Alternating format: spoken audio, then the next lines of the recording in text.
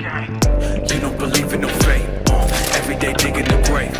Step in the pit with the stakes. City of dreams, city of... Hello and welcome to this, the very first episode of Night City Wire, a brand new series from us at CD Projekt Red where we'll be talking about all things Cyberpunk 2077. For today's episode, we'll be starting with a brand new trailer. One of our developers will be joining us to help unpack everything you're going to see. We'll have some news, an announcement about a secret collaboration. We'll be taking a look at some Braindance gameplay and welcoming back our developers just to have a chat about everything you're going to see. But there is one more thing. Media all over the world have been getting hands-on with Cyberpunk 2077, and when this episode finishes, you'll be able to go and check out exactly what they thought. So, let's get started. It is time to take a look at our brand new trailer, and after that, our lead quest designer Pavel Sasko will be joining us because I've got a feeling you're going to have a few questions after watching this. So, let's take a look.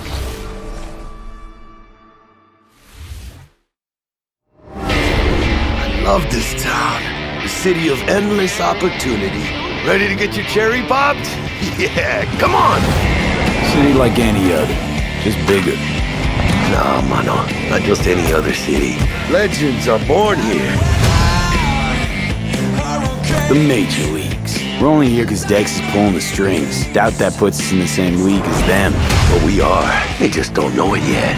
But if you got the cojones and you know how to use them, you can do damn near anything. Unless you catch a bullet. Even then, you go out with a bang, right? You know, you can make heaps more eddies as a motivational speaker. Yo, Mr. V, a pleasure. So what's the gig, Dex? You meant to come out in one piece? How about we go over the plan? There's this prototype tech, a biochip to be precise. Jobs to grab it. Guessing it belongs to a court. Arasaka. We're robbing some heavy hitters. Thought you could blackmail me, fucker? High risk, high reward. First rule of the afterlife. Ka-ching, baby. Goes without saying, we do this on the hush. Ideally, no bodies, not a one. Sounds simple enough. He's lead, assholes! Is it gonna be dangerous? Don't you worry, mi amor. We're bulletproof. Get your ass moving now! What the fuck just happened in there? Can't stop digging Night City. Fucking Major Leagues. Happy now, Jackie? Yep, that's fucking high! Time to bail! Oh my god, we're so fucked.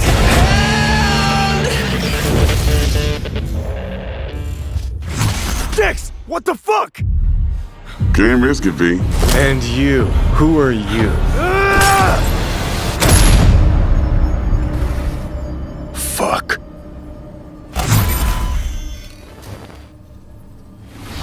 So the trailer contains footage from the game's prologue only, but there was an awful lot in it. So Pavel, why don't you try and help us unpack everything that we just saw? Oh yeah, I mean, absolutely, I can try. So, what you have just seen is only the prologue of the game. So that awesome stuff is only happening in the first few quests. What the trailer shows you is really our stage, the Night City. You know, this gigantic city built of 6 completely unique districts, surrounded by the 7th one that we call the Badlands. As a player, you are meeting Jackie. Jackie's your friend. Now, they together are trying to reach out for something that is very precious. They are trying to reach out for this chip of immortality, this gateway to eternal life. Jackie introduces you to Fixer Dexter Deshawn. He's a very important person in the social ladder of Cyberpunk. He is able to provide the player with various jobs and contracts to be able to gather money, to be able to modify their bodies, push themselves to the limits, to put their hands on the chip. But as you can expect, not everything goes as planned, and but to see it, you will have to play the game. There are an awful lot of really cool things in this trailer, and there's a few that I would just love to talk about a little bit more for the people at home. So let's start with talking about a gang called the Mox. Now, we see a few flashes of them in this trailer. I personally think they're really cool and one of my favorites, but can you give us a little bit more information about them? Oh yes, so the Mox is one of the gangs that player is going to interact with throughout the game. The Mox is the gang that has been formed in 2076 after death of Elizabeth Borden. She was called Lizzie. Now, she was an owner of a brothel, and former sex worker, and she was protecting working guys and girls from harassment, from abuse, and the gang is really continuing her mission. And as a player, you are going to interact with that gang, meet multiple different NPCs, and craft your own relationship with them, and understand what they are all about. So earlier on, you did mention a 7th district, a place called the Badlands. Now, we saw a few shots of this in the trailer, but I'd love for you to give us a bit more detail about the district outside of the city walls. Okay, so the Badlands is this like dead, dried out space going around the whole Night City. And as a player, you'll be able to traverse that space in your car or motorcycle.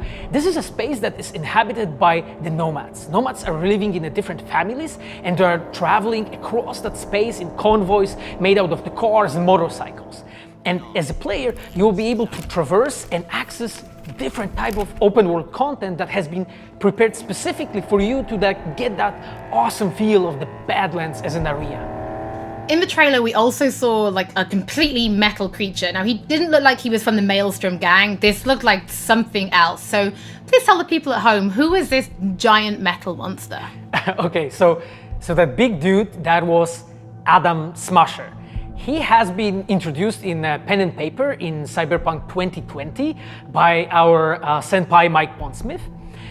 Adam Smasher is a fully converted cyborg. He was always a loyalist of Arasaka.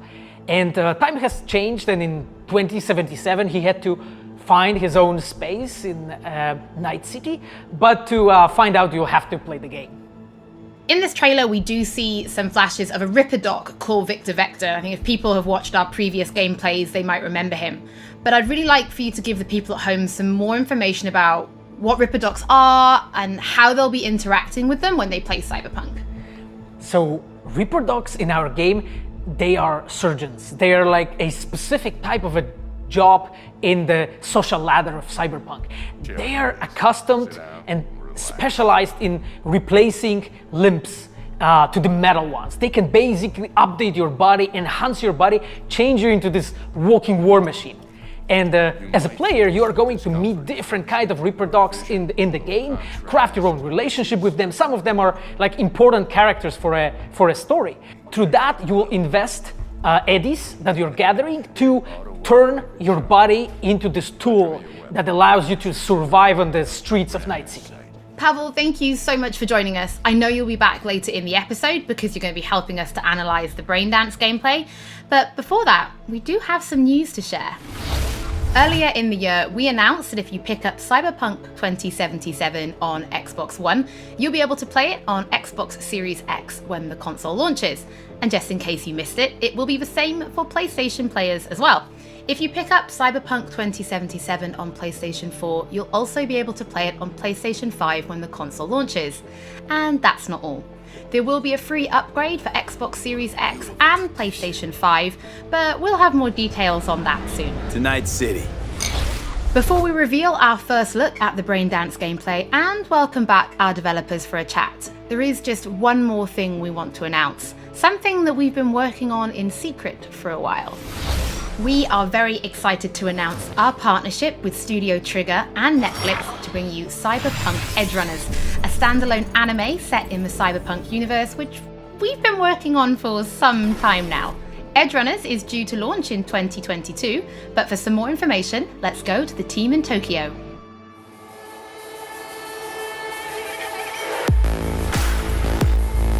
Hi, my name is Saya Elder. I am the Japan-based producer for Cyberpunk Edgerunners. What I do basically on this project is that I am a fixer, to put it in the words of the Cyberpunk universe. We are a game company. We are a bunch of nerds, and wherever there are nerds, there's going to be anime fans.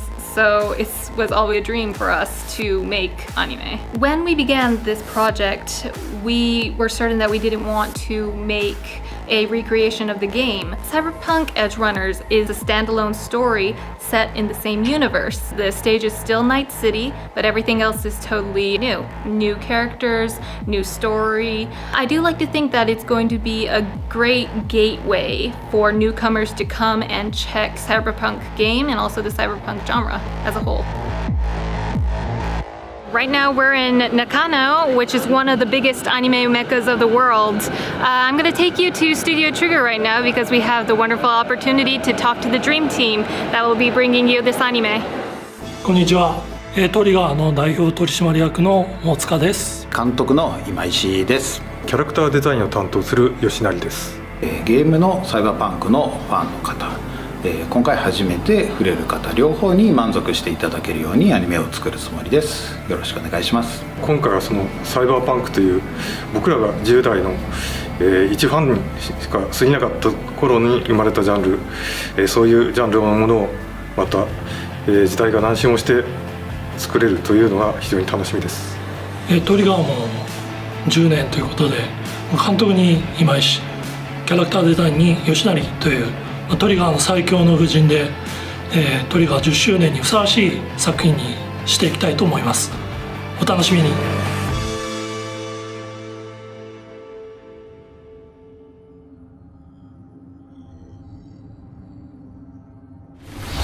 Now it is time to show you some gameplay of Braindance. This is a feature that you'll experience when you play Cyberpunk 2077. Braindance is essentially a recording of somebody else's experience. It allows you to relive their sense of sight, smell, touch, and even hearing, all thanks to a special device. After the gameplay, I will be welcoming back Pavel Sasko, and will also be joined by Patrick Mills, our senior quest designer and all-round lore master, who will be helping to answer your questions and give you some explanation on how you'll be interacting with Braindance when you play Cyberpunk 2077. So, let's take a look. Plan simple. Do nothing odd. Don't get creative. You go in, snatch the cash, get out. And we sell the BD to those psycho freaks from the studio. Got it. And remember, everything on full blast. They'll spot us extra for a wicked adrenaline high. Okay, on you go.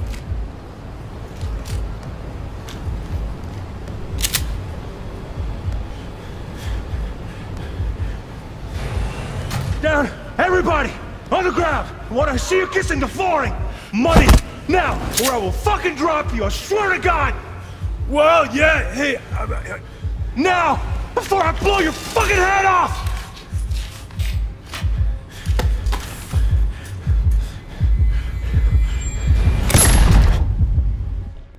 Ah! Slow, deep breaths. Your cortisol and adrenaline spiked, but the soft activated your hormone blockers. Nothing happened. You're alive and well. That was too much. Could feel the guy's pain, his stress, his hope.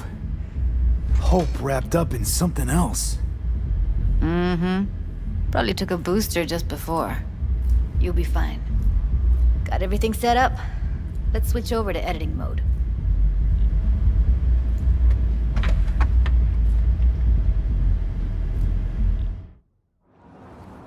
I'll sever the link to the BD Roller's sensory array. You'll be able to look around freely. Whole scene's yours. Full cam control in analysis mode, so move around, zoom in and out, whatever else you come up with. Think of it as your own little sandbox. So analysis mode, you control playback. Can even pause when you feel the need. Then you use the editor console to unpause. Try it. Plan simple. Do nothing odd. Don't get creative. You go in, snatch the cash, get out. And we sell the BD to those psycho freaks from the studio. Got it. Cream as hell, right? Well, that's not all. You can speed things up or rewind, whatever you like. Give it a try. Rewind, roll it back to the top.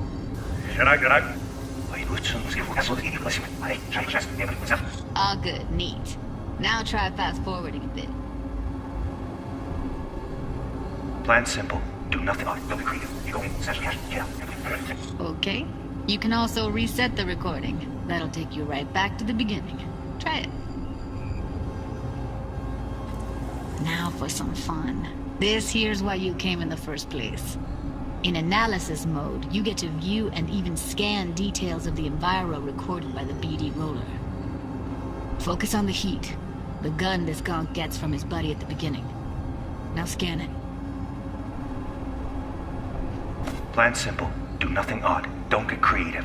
You go in, snatch the cash, get out, and we sell the BD to those psycho freaks from the studio. And remember, keep them less. That's all you have to do. Okay, right here. Excellent. Let's move on. Now heads up. In analysis mode, you can ferret out background noise and conversations if the roller got close enough. This tech records everything, every little detail, even the sights and sounds the roller was never aware of. To see the sources of the recorded sensory signals, switch to the audio layer in the editor. Go ahead and try that now. Okay, good. Now you should see several sound signatures in the store. Choose one and hone in on it.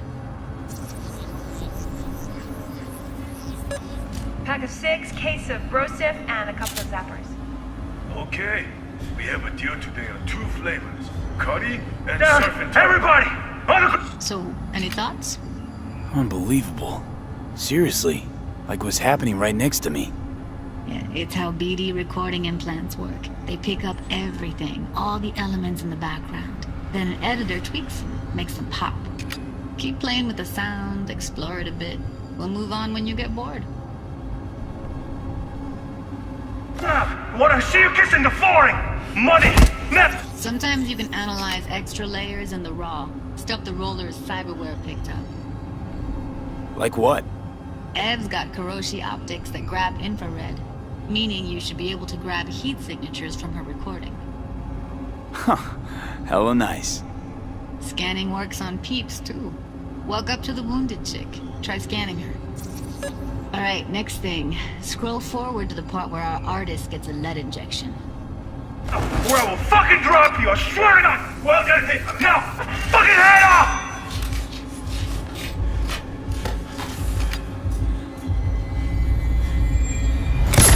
See that? They shot him and he never saw it coming. But you will. Here it comes. My favorite part of the game. See the blinking thing over the entrance? Surveillance cam. Must have caught our shooter. You'll see in a sec. Cam feeds to the screen behind the clerk. Roll back to where the screen's in the kid's field of vision, then scan it.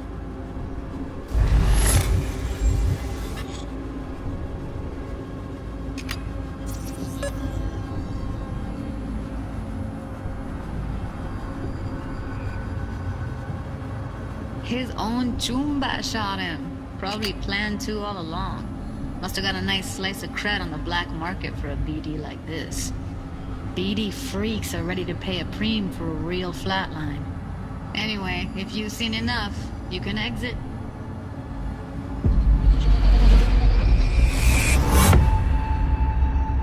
Yeah, it's impressive, right? It's too bad most of the BDs we do here are only good for flogging the log. So Braindance is a pretty big part of the Cyberpunk universe. It's not just something used for adult films. There is an awful lot to it. And there's two sides I'd really like you guys to help me explore. First is the lore, so how this actually fits into the universe, and then there's the gameplay side, so how players will be interacting with it. So Patrick, could you tell us more about the lore of Braindance? I would love to. So in the world of Cyberpunk 2077, Braindance was invented way back in the early 2000s at UC Santa Cruz.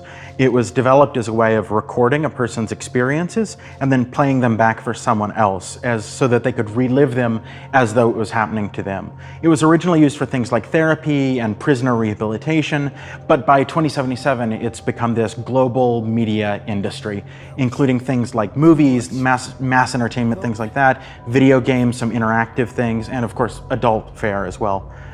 Now in our game we deal a lot with black brain dances, or XBDs as we call them, and there are different types of those, but the one that you saw in the trailer just there was a flatliner. Now that's where the person recording it actually dies during the recording, and it's popular with sort of an illicit kind of a thrill, but a mercenary can also use them for various things, and you'll see that in the game, of course. And from the gameplay perspective, we have been working a lot throughout last years trying to figure out the best way how to use the Braindance in the game as a mechanics.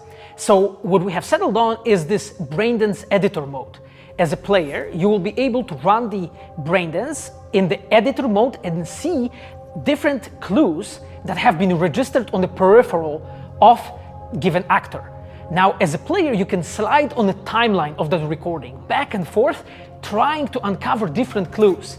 And that clues are actually telling a story in the game. So, as a player, you will run different investigations that will lead you to different mysteries, and you will uncover them actually using that brain dance as a mechanics in the game.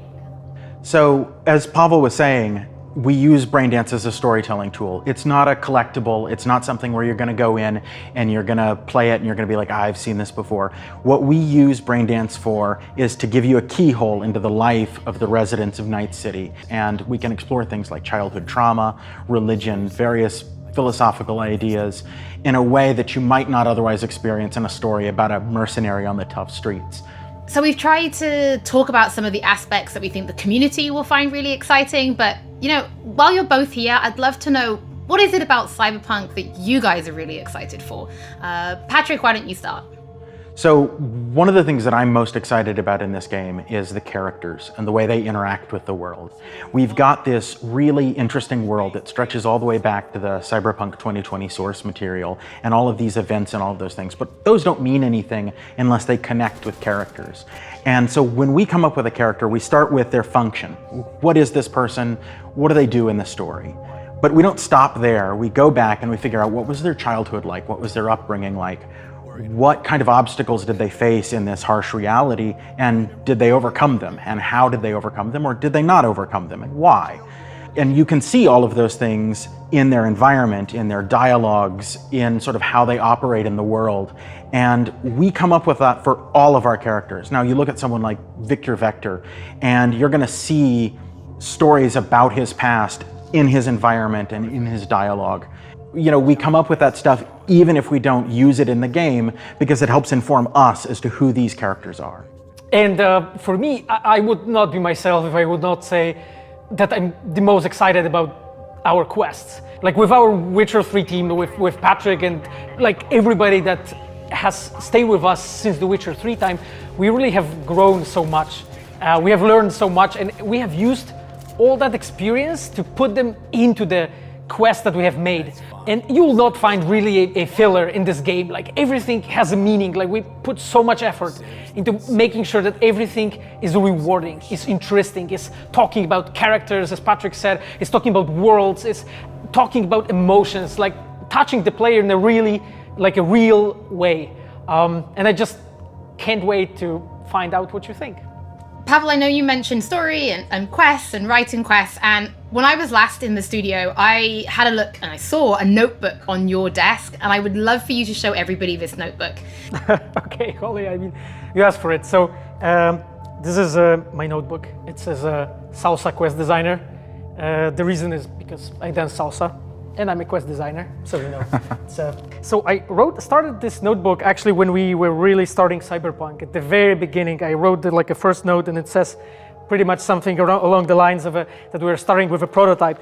And then, I kept on basically noting things that we've been working on for like next years. I remember once when our concept artists actually approached me, and they said that they want to take a look on my notebook. I was like, what for actually? And they took some pictures, and they told me, yeah, well, because we are looking for a reference material for notes of a psychopathic killer.